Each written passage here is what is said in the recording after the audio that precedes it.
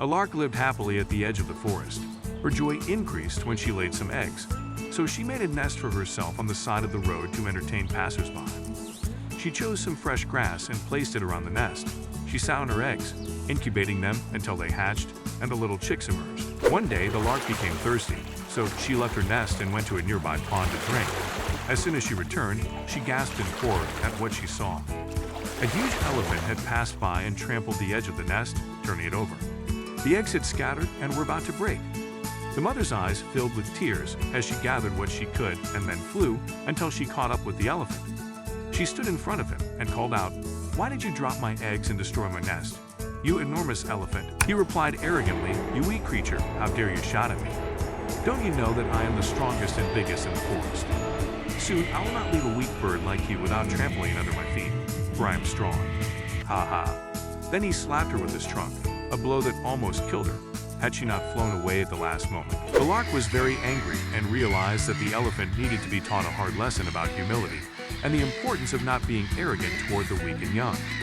So she went to her crow friends and said, "I have a plan to deal with this arrogant elephant.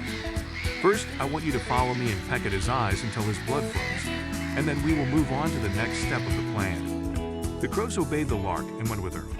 When they saw the elephant, they attacked him and pecked at his eyes until he started screaming and his blood flowed, leaving him unable to see. After that, the lark quickly headed to a nearby pond where frogs lived. She asked them to go to a part of the forest with a large hole and start croaking loudly at its edge. The frogs carried out the lark's plan, and only a few minutes later, the elephant approached, unable to see anything in front of him. He thought the hole was a pool of water where frogs lived, so he headed toward the sound.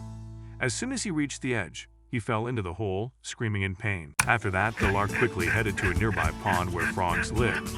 She asked them to go to a part of the forest with a large hole and start croaking loudly at its edge.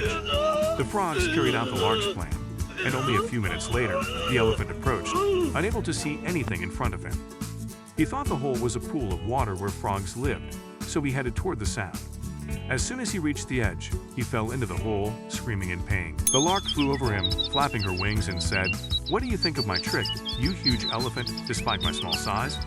The lark then returned to her nest to tend to her eggs after teaching the elephant, a lesson that would remain in his mind for as long as he lived.